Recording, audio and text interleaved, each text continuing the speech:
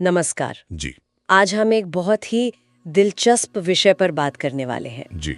ये है ब्रह्मचर्य, आंतरिक शक्ति का जागरण से जुड़े कुछ अहम विचार। हाँ, ब्रह्मचर्य ये शब्द सुनते अक्सर लोगों के मन में मतलब सिर्फ शारीरिक संयम का ख्याल आता है। बिल्कुल। ज्यादातर यही समझा जाता है, लेकिन ये स्रोत जो हमारे पास हैं वो कहते हैं कि इसका मतलब कहीं ज्यादा गहरा है। सही बात है। स्रोत की शुरुआत ही इसी बात से होती है कि भाई ब्रह्मचर्य सिर्फ सेलिबेसी या शारीरिक परहेज नहीं है। हाँ, और यहीं से ये चर्चा थोड़ी और खुलती है ना? बिल्कुल। तो अगर ये सिर्फ उतना नहीं है तो फिर क्या है? ये अंश इसे एक तरह की यात्रा बताते हैं। हाँ, एक सफर, और स्रोत के हिसाब से ये वो सफर है जहाँ व्यक्ति अपने अंदर की ऊर्जा को उसको दुनिया जीतने के लिए इस्तेमाल करता है। अब जीतने का मतलब यहाँ शायद सफलता पाना है। अच्छा, दुनिया जीतना मतलब अपनी ऊर्जा को बाहरी लक्ष्यों के लिए लगाना। हाँ, बिल्कुल। ये ऊर्जा को दबाने की बात नहीं है, बल्कि उसे एक दिशा देने की, उसे रूपांतरित करने की बात है। एनर्जी ट्रांसफॉर्मेशन कह सकते हैं। ये दिलचस्प है, ऊर्जा का रूपांतरण। और इसी से जुड़ा एक और पॉइंट है जो मुझे काफी अहम लगा। कौन सा? इच्छाओं पर नियंत्रण और मानसिक शक्ति का कलेक्शन। स्रोत में लिखा है, जब तुम अपने डिजायर्स को कंट्रोल करते हो, तुम्हारा माइंड एक शक्तिशाली वेपन बन जाता है। हाँ, ये बहुत महत्वपूर्ण लिंक है।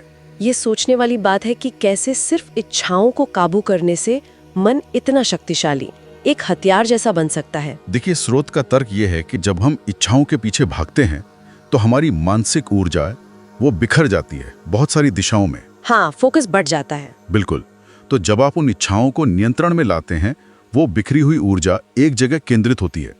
इससे मन ज्यादा शांत, ज्यादा फोकस्ड और हाँ, ज्यादा शक्तिशाली बनता है। संकल्प शक्ति बढ़ती है। अच्छा, तो ये बिखराव को रोकने जैसा है, ऊर्जा को एक जगह इकट्ठा करना। सही समझे, नियंत्रण से एकाग्रता। और फिर स्रोत इस आइडिया को और भी आगे ले जाता है। और आगे कैसे? वो एक बहुत बड़ी संभावना की तरफ इशारा करता है। कहता है कि अगर कोई व्यक्ति अपने अंदर के ब्रह्म को जगा ले। अंदर के ब्रह्म को मतलब वो परम आंतरिक शक्ति। हाँ, वही, वो अल्टीमेट इनर पोटेंशियल।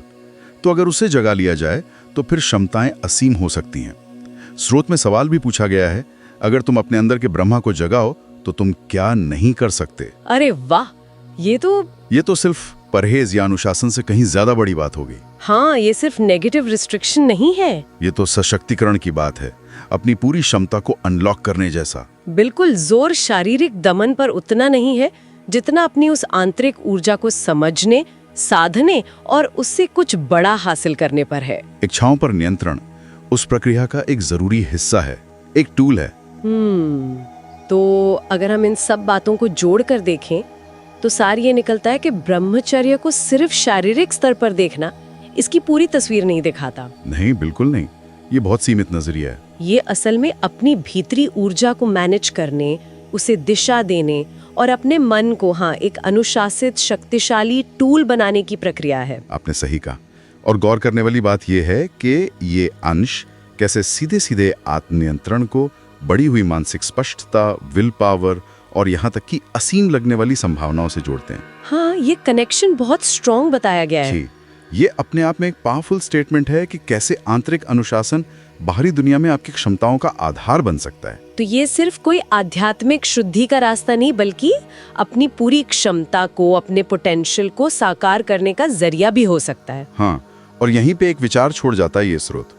सवाल खुला रहता है कि इस आंतरिक शक्ति को जगाने से आखिर क्या क्या हासिल किया जा सकता है। यह हमें सोचने पर मजबूर करता है। चलिए मान लिया कि इच्छाओं पर नियंत्रण मन को शक्तिशाली बनाता है, जैसा स्रोत कहता है, तो फिर इस आंतरिक ऊर्जा को जगाने और सही दिशा देने के और कौन से पहलू या शायद तरीके हो सकते हैं? हाँ, जिन पर शायद इन अंशों में ज्यादा बात नहीं हुई है। बिल्कुल, क्या पहलू हो सकते हैं, इस पर सोचा जा सकता है।